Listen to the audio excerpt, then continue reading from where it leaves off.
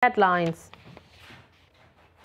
Northeast governors decry rising kidnapping and banditry. National Industrial Court to hear government's application on ASUU strike as President Buhari meets pro-chancellors. Secretary of State government constructs drainage to avert flood as federal government warns states to brace up for more torrential rain. And on the foreign scene, Syria says Israel attacks Damascus airport, kill 5 soldiers. Hello and welcome to Trust News Update. I'm Dashan Husseina Usman.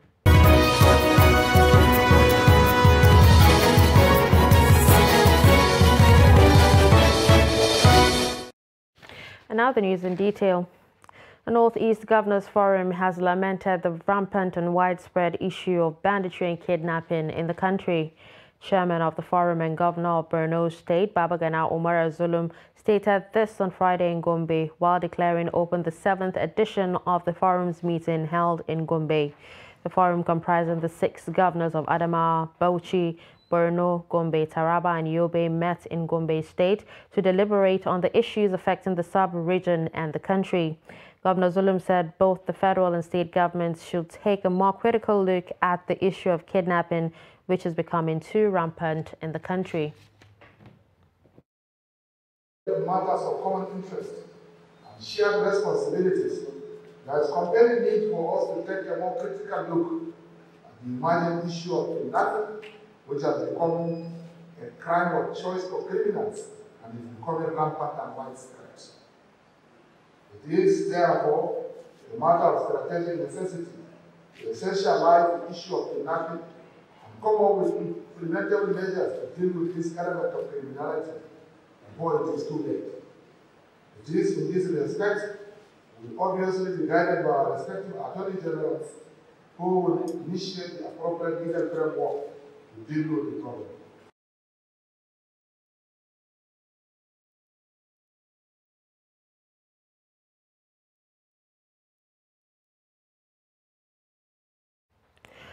The National Industrial Court has adjourned the suit filed by the federal government challenging the ongoing strike by the Academic Staff Union of Universities to 19 September for a hearing of the interlocutory application of the federal government. Noel Sampson, who was at the court for Trust TV, reports that the Federal Government Council asked the court to give the suit an accelerated hearing due to the urgency of the matter. Counsel to ASUU, Femi Falana, has said he has been served with federal government interlocutory application. The council further added that ASUU is currently meeting with stakeholders to ensure the lingering crisis is resolved. He therefore appealed to the federal government to cooperate with them to resolve the issue amicably for the sake of the students who are at the receiving end. The purpose of the case is to frustrate negotiations. And there is no way you are going to resolve this problem without going back to the drawing table. You must negotiate. And that has been our experience. With all the strikes by us and other unions, the government must be ready to negotiate. The government set up the Jubilee Committee to renegotiate. The 2009, the committee concluded its assignment. The government threw it away. The government set up another committee, BRICS Renegotiation Committee, brought out profound recommendations. ASUU accepted the recommendation. The government said no. Those are 2 committees set up by the government in respect of this strike. So our appeal should go to the government to learn to respect our agreements so that these strikes will not be necessary in the interest of the nation and in the interest of our children. And the fact, notwithstanding the fact that government must be prepared to end this strike. However, the lead counsel of the federal government highlighted the stand of the federal government. The Honorable Minister of Labour and Employment made a referral to this court. On the 12th of September, the Honorable Court directed parties to file their relevant processes and directed that we should file our process between Monday and Tuesday. We filed all our processes on Monday, including the position of the federal government, and we also filed an interlocutory application seeking to restrain ASUU from continuing with that strike pending the hearing and determination of the substantive suit. We are here to observe the sitting and to make our stand. That our stand is very simple and clear. we want to return back to class. That is our stand. And we are calling on the federal government and asking to shift ground so that at least we go back to class. This is almost 8 months to 9. We are tired. Always we are at the receiving end.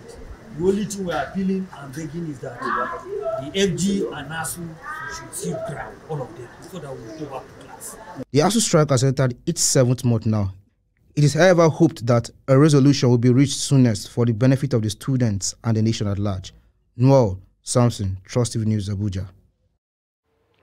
President Muhammadu Buhari has pledged to hold further consultations with relevant stakeholders towards ending the protracted strike by university lecturers under the aegis of the Academic Staff Union of Universities. The president made the pledge Friday at the State House Abuja when he met with the chairman and select members of pro-chancellors of federal universities. The pro-chancellors were led to the meeting by Professor Nimi Briggs, who said they had come to meet with the president as commander-in-chief and the visitor to the federal universities.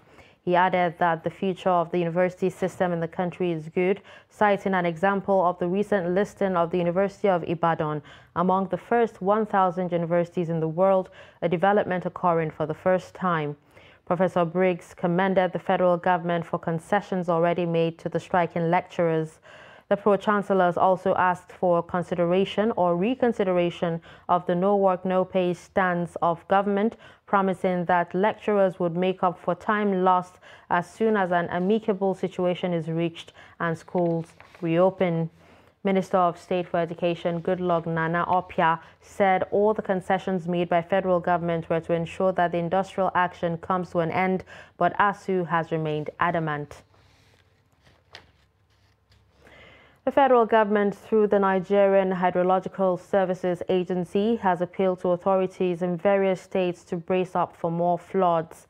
Director General of the agency, Clement Nze, who gave the alert in a statement on Friday in Abuja, asked the state to take necessary measures to prevent the ugly flooding menace of the past years. Nigeria, according to him, is now in the peak of flooding season, and there is need for the government, especially at the state and local government levels, to intensify and set up efforts to avert related disasters in their domains. The NISA chief asked authorities in the 13 states that fall on the main course of the rivers Niger and Benue system to put in place adequate measures and enhance preparedness to mitigate any eventual flooding and accompanying disasters. The affected states include Kebbi, Niger, Adamawa, Taraba, Benue, Nasarawa, Kogi, Edo, Delta, Anambra, Cross Rivers, and Bayelsa. The Secretary of State Government says it has spent over 2 billion naira of a water storm project in Mabera area of the state. In an exclusive interview with Trust TV correspondent Idris Jibrin, the State Commissioner for Environment said the project is to prevent flood and environmental degradation, which has been disturbing the area. The report. Over the years, residents in Mabera area of Sokoto metropolis has been threatened by flood and environmental degradation, which the state government say is now a history. 18.59 kilometer storm water management project at the cost of 2.2 billion naira. It's a collaboration between state government and the World Bank in order to address the flood as well as erosion itself, because they come together. Once the flood is addressed, erosion menace will go to the bay. In collaboration with the World Bank funded project NewMap, this 2.8 billion naira water storm project is expected to help prevent erosion, flood, and other environmental challenges around the area. We were able to actually come to the rescue of a very difficult terrain in the area of Mabera. Terrain here, I'm referring to an area that suffers from perennial floods, urban floods here in Sokoto metropolis. Over 18.5 kilometers of drainage of various sizes was put in place to specifically address the flood issues in Mabera area and the adjoining areas. This is the major work we have implemented under this program. Meanwhile, the state government says adequate provision has been made to ensure that the environment is kept clean and that residents ensure that indiscriminate refuse dump is avoided. We try to bring up with some policies and laws that will allow other people to participate. In that respect, we are able to propose the establishment of Sokoto State Environmental Sanitation Policy number 7 of 2015. And that policy allows us to bring up private companies to refuse evacuation, and then also allow other stakeholders to contribute their own quota. While the Mabera Water Storm Project is designed to address the menace of gully erosion and land degradation, other selected communities will also benefit from the project. Idris Jubrin, Trust TV News, Sokoto. A Vietnamese Nguyen Huy was on Friday convicted by the Lagos Federal High Court for trafficking in 200 kilograms of pangolin scales. Nguyen was given the jail term by Justice Daniel Osiago after he pleaded guilty to a 2-count charge made against him by the Nigerian Customs Service. The convict was brought before the court on charges of acting in contravention of Nigeria Customs and Excise Management Act and unlawful possession of pangolin scales, a specimen specified in the first schedule of the Endangered Species Act. The convicted Vietnamese and others were sometimes brought before the court after they were arrested by Nigeria Customs Service and Wildlife Justice Commission, a joint wildlife enforcement operations targeting illegal wildlife traffickers of pangolin scales from Africa to Asia. You're watching Trust News Update. Coming up after the break. Jos residents decry vandalization of community bridge. Do stay with us.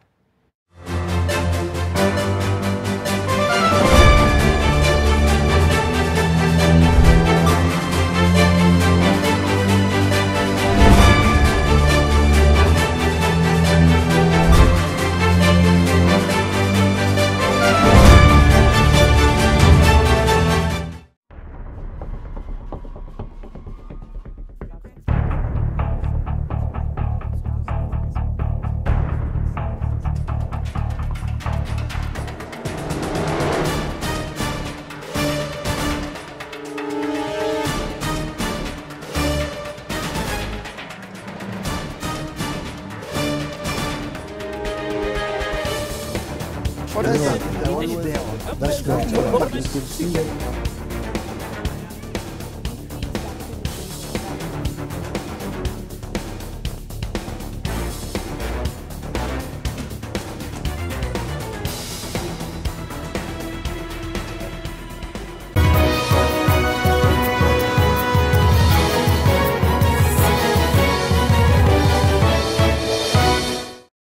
Welcome back and thanks for staying with us. Let's take a look at some of our top stories. We told you that Northeast governors decry rising kidnapping, banditry. We also heard that National Industrial Court to hear government's application on ASU strike as President Buhari meets pro-chancellors. Moving on to more stories, almost 90 million people have registered for the National Identification Number, the National Identification Management Commission has said. NIMC Director General and Chief Executive Officer Aliyu Aziz disclosed this on Friday in Abuja at an event to commemorate the 4th National Identity Day with the theme Traditional Institution as Critical Stakeholders for Citizens Mobilization. With the development, Aziz explained that Nigerians in the diaspora would have the opportunity to enroll and have their national identity even while outside the shores of the country. According to him, the more the government knows the accurate number of its population and the right demographics, the better it is placed to plan well for infrastructure, social welfare, and economic development. The NIMC chief believes this underscores the importance of identity and directly links to the importance of the commemoration of the Nigerian National Identity Day. An abattoir is a place where animals are slaughtered, after which the meat is subsequently transported to markets for the consumers to buy. Based on international best practices, an abattoir is expected to be equipped with slaughter hall, gut and tripe room, detained meat room, offal room, condemned meat room, hide and skin room. Ado Musa examines the level of hygiene at Jos Main Abattoir and the kinds of animals that are slaughtered. Jos Main Abattoir, located in Green Community of Jos North local government area of the state, came into existence in 1975, but started functioning in 1978 with different kinds of animals, including cattle, sheep, goat, pig, and camel being slaughtered on daily basis. According to the project manager of the abattoir, Dr. Nembu John, hundreds of people are benefiting from the slaughterhouse every day, ranging from butchers, meat sellers, hawkers, tricycle drivers, among others. We have our inspection officers, the staff of the ministry here, that every morning they do inspection just before slaughtering. By 6, sometimes 5:30 they are here. They will inspect the animals before slaughtering, and after slaughtering they will inspect. Any animal that is not fit or any organ that is not fit, we condemn, either partially or totally. First of all, we carry out antemortem inspection. That is the inspection we carry before we slaughter the animals. And after slaughtering the animal, we carry out the postmortem inspection. The chairman of butchers of Jos North local government area of the state, Usman Aliyu, who oversees slaughtering of animals at Gabatoho Abattoir, said they did not venture into the business overnight, explaining that they were trained on how to ensure healthy animals are killed for consumption. Before we came into the business, the Plateau State government took us to Bauchi for some practical courses on the business. That is why we are very careful when it comes to slaughtering animals for consumption. It is a trust given to us, and we can't compromise it. We must put eyes on the kinds of animal to be killed and the sanitation of the area we kill the animals. The project manager of Jos Main Abattoir, however, expressed concern over the challenges. There is no security. We don't have a security post. It's just one security officer that we have here that takes care of animals for the butchers. He is their own security personnel. And then we have the issue of young boys coming around, smoking, fighting each other around this area, and then vandalization of government properties. Some sellers and customers share their experiences. We usually sell to retailers and take it to various communities and sell to final consumers.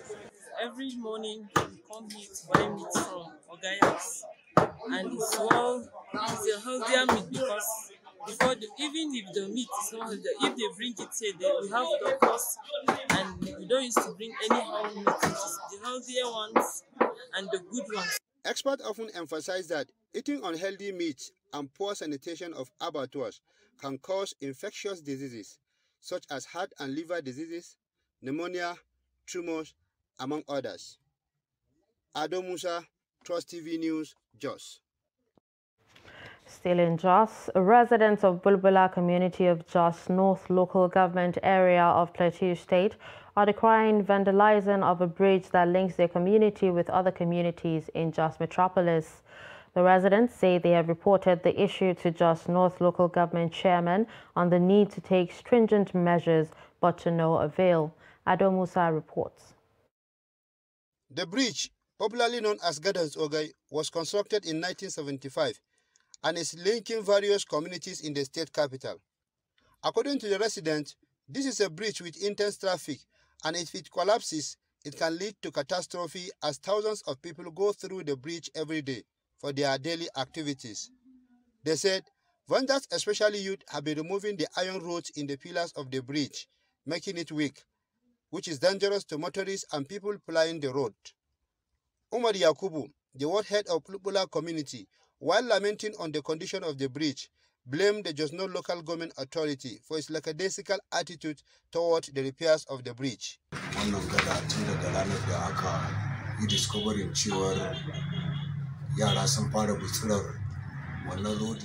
The very day we discovered that some unscrupulous youth have started removing the iron rod used in the construction of the pillars of the road. We took action at our level as community. We set up a group of people to be passing night at the side of the bridge to prevent the vandals from removing the road, because the vandals come in the night. But despite such effort, they beat our intelligence to remove the roads during raining, when all of us have returned home. We reported the incident to the chairman of Just Not, Shehu Bala, but nothing has been done about it. Saboda sadaukar da ma rais da suke wallahi sai ana ruwa za su shiga dan suna sara ba za a ji ba. Ke faruwa a gadar Sogai, gada ce wanda ta yi linkin Nasarawa. This is the bridge that links communities of Majima, Zololo, Bulbula, Nasarawa and Layin Sarki. Students pass across the bridge to their various schools. We pass through the bridge while going for our businesses or hospitals, but the bridge is now in a sorry condition. If the bridge collapses, it is a big problem to us. We have realized that the bridge is shaking. We call on the government to do the needful before it is too late.